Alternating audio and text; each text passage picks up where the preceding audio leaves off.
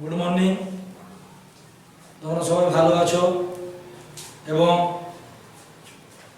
তোমাদের মানে এক মাস আগে অনলাইনে ক্লাস হয়েছিল এবং অনলাইনে ক্লাস হওয়ার পর তোমাদের কোশ্চেন কিছুটা দেওয়া হয়েছিল। তারপরে তোমাদের সঙ্গে অনেক দিন পর আমাদের স্কুলে দেখা হয়েছিল সামনের সপ্তাহে।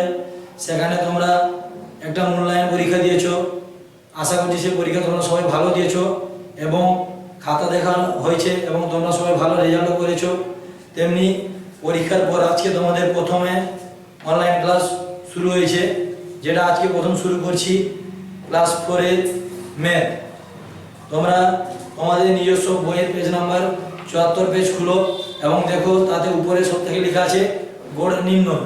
এবং গড় নির্ণয় যখন করতে যাব তোমাদের প্রথমে দেখতে হবে আমাদের কোনো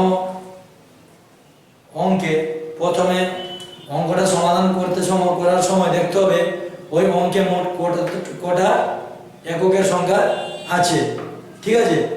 এবার বলছে গড় মান নির্ণয় করার সময় প্রথমে দেখতে হবে সমস্যাটিতে কতগুলো এককের মান আছে। তারপরে বলছে গড় মান গড় মান কি বলছে, গড় মান কি, গড় মান সমান মান সমষ্টি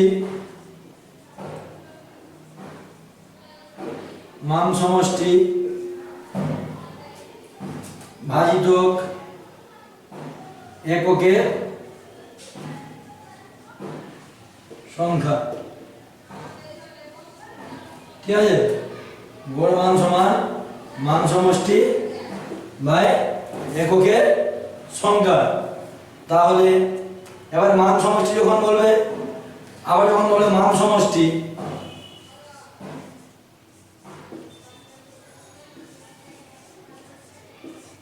মান সমষ্টি সমান গড় মান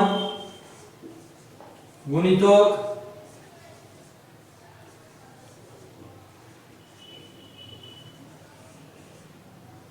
গড় মান সমান মান সমষ্টি সমান গড় মান ইনটু এককের সংখ্যা।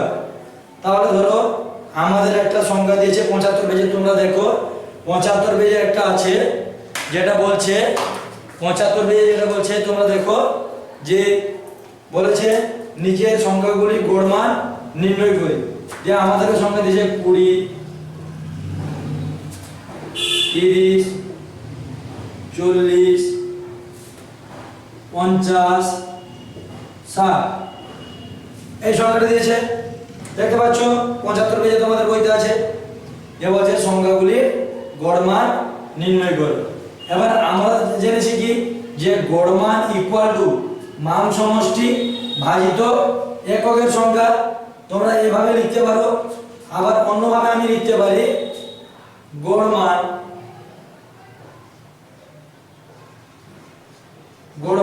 সমান মান সমষ্টি বাই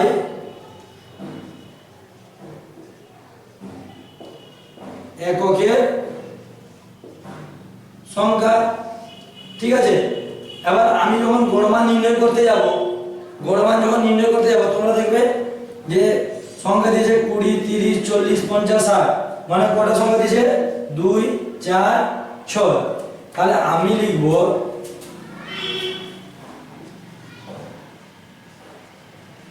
গড় মান সমান লিখব 20 যুক্ত 30 যুক্ত 40 যুক্ত 50 যুক্ত 60 বাই 2, 4, 5টা সংখ্যা বাই 5, ঠিক আছে। 5 বসালাম, তারপরে লিখব 20, 30, 50, 90, 40, 200। দেখো 5, 1, 6, 5, 11, 15, 3, 8, 2, 20 সমান 200 বাই 5 সমান 40, ঠিক আছে। এখানে রাগ করে নিব, রাগ করার পর 200 বের হলো, 200 কে 5 দিয়ে ভাগ করো, 5 4 20 0 0, তাহলে এদের গড় মান কত হলো 40। বুঝতে পেরেছো? তারপরে আবার একটা দেখো, যেরকম বলেছে যে গত সপ্তাহে দেখো, বলছে গত সপ্তাহে রবিবার থেকে শনিবার পর্যন্ত যথাক্রমে 122 সেমি, 125 সেমি, 120 সেমি ও 114 সেমি, 119 সেমি ও 112 সেমি বৃষ্টিপাত হয়েছে। সেমি মানে সেন্টিমিটার, ঠিক আছে? বলছে ওই সপ্তাহে প্রতিদিন গড়ে কত বৃষ্টিপাত হয়েছে। তাহলে আমাদেরকে এখানে যখন বলেছে ওই সপ্তাহে গড়ে কত বৃষ্টিপাত হয়েছে, তাহলে আমরা প্রথমে লিখব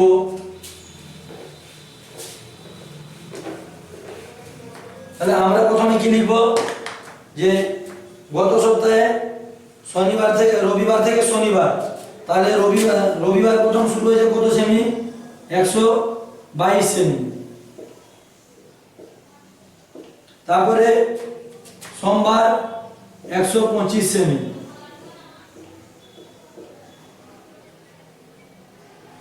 তারপরে 120 সেমি,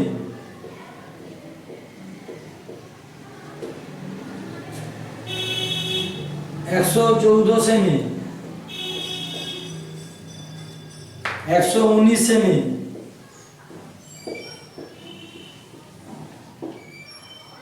আর 112 সেমি।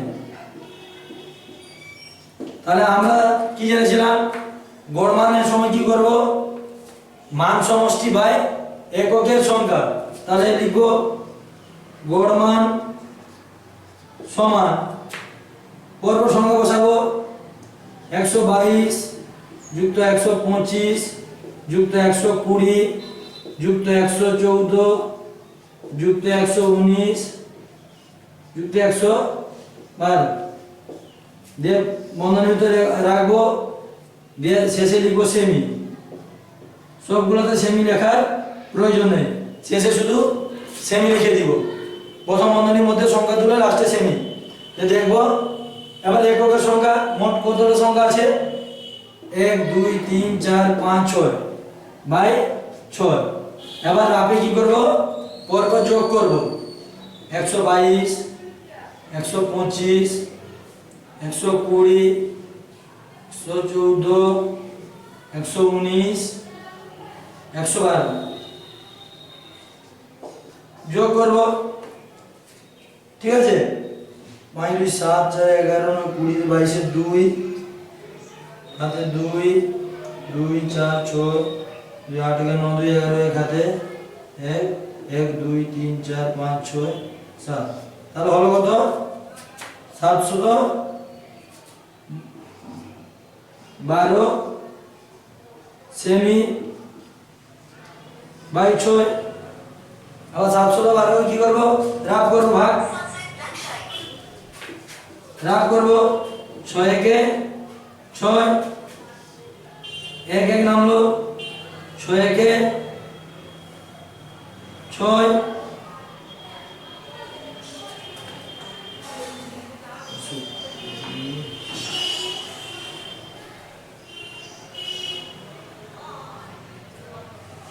তাহলে এখানে কত হবে, 712 বাই 6, 712 বাই 6 যদি হয় তাহলে আমার এ কাটবে না, তাহলে এখানে 112 হবে, 112, ঠিক আছে? 112 হলে এখানে 10 কমে যাবে, তাহলে 702, 702। আবার 702 কে কি করব, 6 দিয়ে ভাগ করব, 6 একে 6, 1 0, 6 একে 6, 10 থেকে 6 গেলে 4 2, 6 সাথে 9, ঠিক আছে? তাহলে আমার কত বের হলো, 117 সেমি। তাহলে অতএব কি লিখব, যে আমি ওই সপ্তাহে প্রতিদিন গড়ে 117 সেন্টিমিটার করে বৃষ্টিপাত হয়েছে, ঠিক আছে? তাহলে তোমরা গড় মান নির্ণয়ের ক্ষেত্রে এমনি করবে।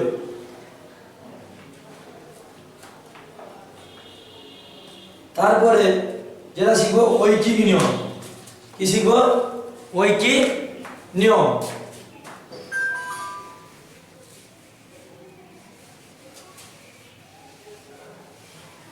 তোমরা গড় মান এইভাবে করবে, তারপরে যেটা শিখবো ঐকিক নিয়ম।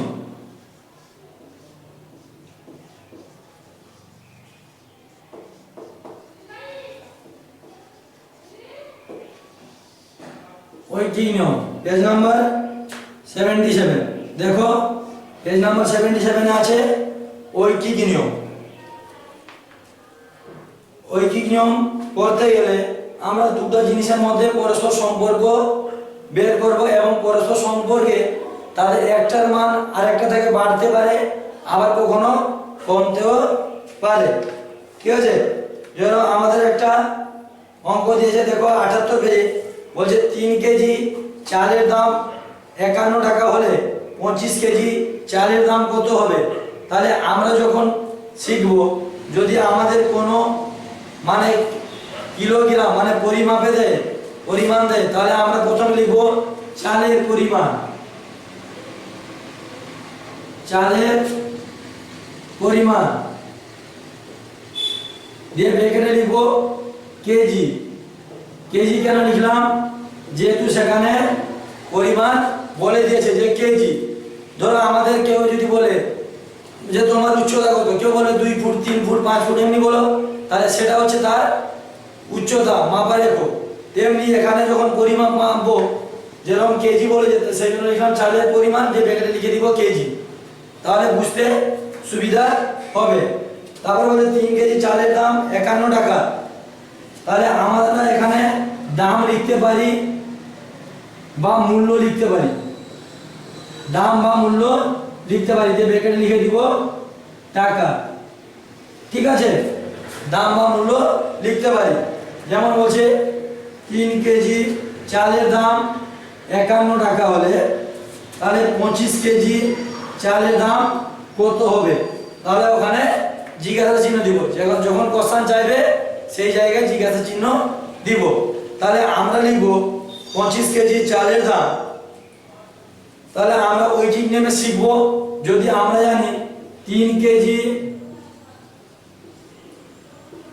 কেজি চালের দাম 51 টাকা। ঠিক আছে? যদি আমি তোমাদেরকে বলি 3টা কলমের দাম 15 টাকা, 3টা কলমের দাম কত বললাম? 15 টাকা। যদি আমি বলি একটি কলমের দাম কত হবে, তাহলে দাম কমবে না বাড়বে? তাহলে একটি কলমের দাম কমবে। কমবে মানে কি করব? ভাগ করব।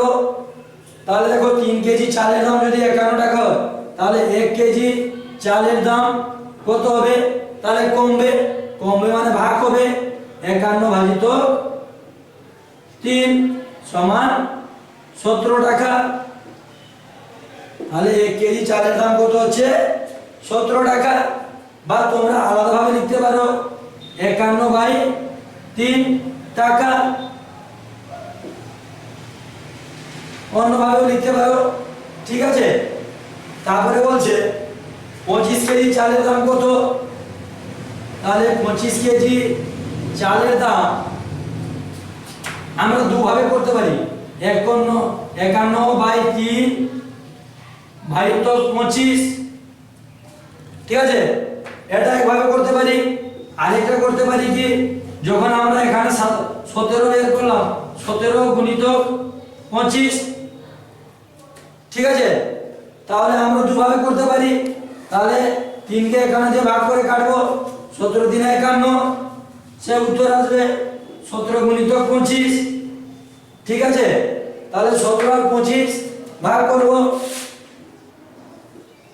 17 আছে 85, 17 দুনে 34, তাহলে 5 2 4, তাহলে কত হবে?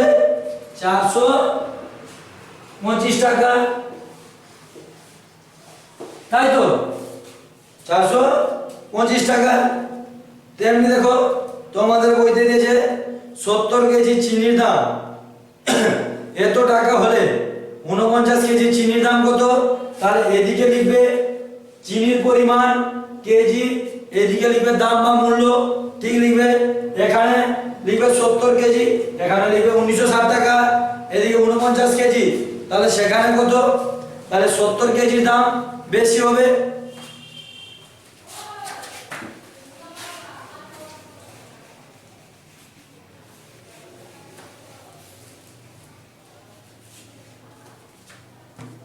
তারপরে দেখো বলছে 70 কেজি চিনির দাম, চিনির দাম, তাহলে আমরা এখানে লিখব চিনির পরিমাণ, চিনির পরিমাণ কেজিতে, তাহলে 70 কেজি চিনি দাম কত? 1960 টাকা। তারপরে বলছে 49 কেজি চিনির দাম কত হবে?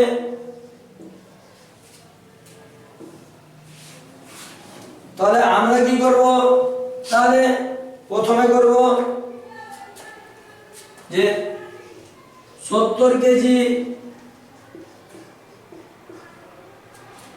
চিনির দাম, চিনির দাম 1960 টাকা, ঠিক আছে। তাহলে 1 কেজি চিনির দাম কত হবে? 1960 ভাজিত 70 টাকা, তাই তো। তাহলে 49 কেজি চিনির দাম কত হবে? তাহলে এখানে ভাগ করে নিব, 0 0 কেটে দিব, ঠিক আছে। তাহলে 7 গুণে 14, 5 27 56, তাহলে কত বের হচ্ছে? 28 টাকা। তাহলে 49 কেজি চিনির দাম কত? চিনির দাম 49 গুণিতক 28 টাকা সমান, আবার 49 কে 28 দিয়ে গুণ করে নিব, ঠিক আছে। 8 9 72 2 হাতে 7, 8 4 32 7 39, আবার 9 2 18 8 হাতে 1 4 2 8 কে 9, তাহলে 2 8 9 16 7 হাতে 1 9 3 12 কে 13, তাহলে 1372 টাকা, ঠিক আছে। এইভাবে ঐকিক নিয়ম তোমরা করবে। গড়মান নির্ণয় আর ঐকিক নিয়ম এই দুটো অধ্যায় তোমরা ভালো করে বাড়িতে খাতায় করবে। যেখানে বুঝতে পারবে না অবশ্যই পরে ক্লাসে জানাবে, ঠিক আছে। এইখানে তোমাদের আজকে ম্যাথ ক্লাস শেষ করলাম।